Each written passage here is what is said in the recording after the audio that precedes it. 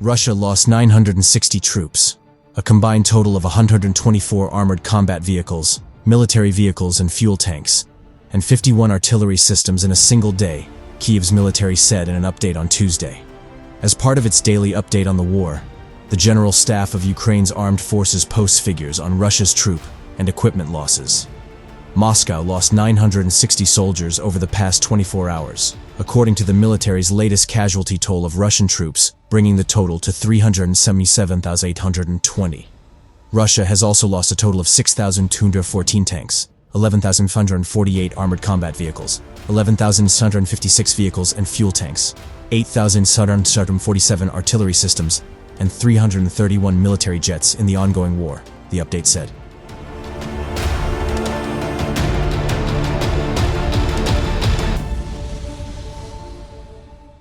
Estimates of casualty numbers vary, with Ukraine's figures usually exceeding those of its Western allies. Moscow rarely shares information on the number of casualties it has sustained in the war.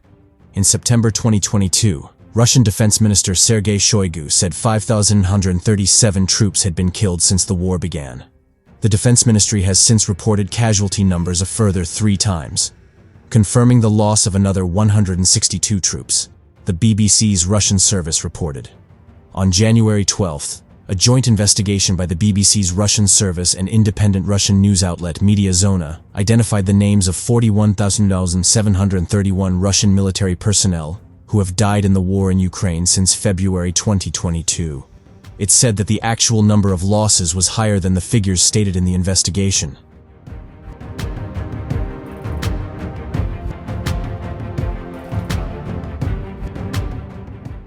The news outlets added that Russian President Vladimir Putin's convict army is making up a significant proportion of Moscow's losses in the ongoing war in Ukraine.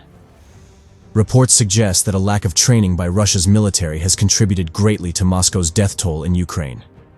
The independent Russian-language news outlet Vazhnya Istory, iStories, reported on January 18th that, in the fall of 2022, Russia's military command threw thousands of unprepared soldiers onto the front line in Ukraine in an attempt to stop a Ukrainian offensive on Svatov, a city in the eastern Luhansk region.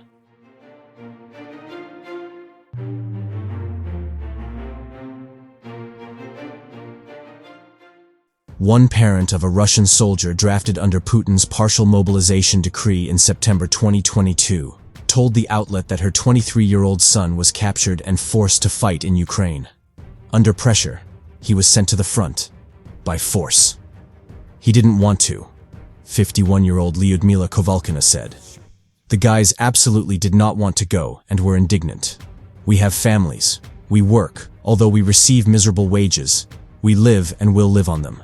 But we don't need war, Kovalkina said. She added that her son wrote his last message to her from somewhere near Svatove, that he had inadequate military equipment and suddenly stopped contacting her.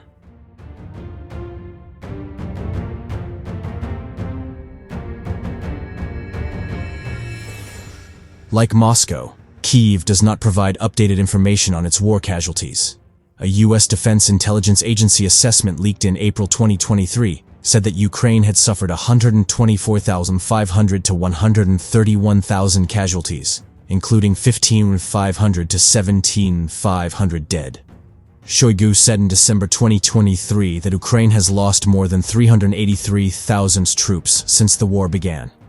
Russian forces recently entered Avdiivka for the first time but were promptly pushed back, the city's mayor told Agence France Presse, AFP, on Wednesday. Russian sabotage and reconnaissance groups entered the southern part of the city of Avdiivka, but they were dislodged, Avdiivka Mayor Vitaly Barabash told AFP.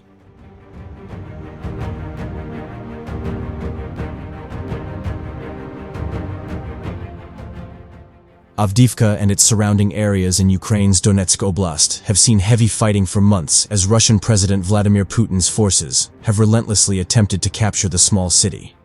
Western analysts initially thought Ukraine's defenses could hold in Avdiivka. However, Moscow has continued to devote considerable resources and personnel in its efforts to breach a city that could expand Russia's logistical operations in the region. Barabash's comments to AFP followed reports from prominent pro-Kremlin bloggers who claimed Moscow's forces had made gains on the southern flank of the settlement.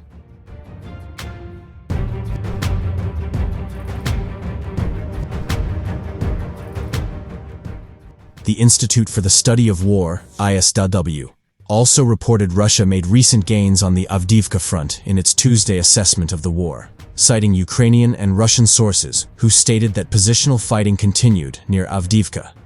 The US-based think tank also said geolocated footage indicated Russian forces advanced in nearby settlements, such as Stepov. Barabash did not tell AFP when Russia's military entered his city or if any of the forces remained, but he said, "The situation is under the control of the armed forces. The situation is difficult but controlled."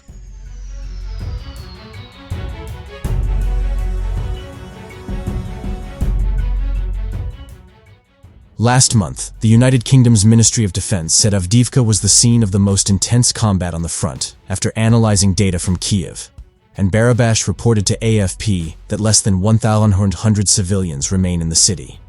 A recent Reuters estimate put Avdiivka's pre-war population at around 32,000. Russia has also seen heavy losses in Avdiivka. Estimates vary, but it's believed Putin's military has sustained thousands of deaths in its efforts to take the city. Thousands. Thousands of killed Russian soldiers. Nobody even took them away. Ukrainian President Volodymyr Zelensky told The Economist in an article published in early January.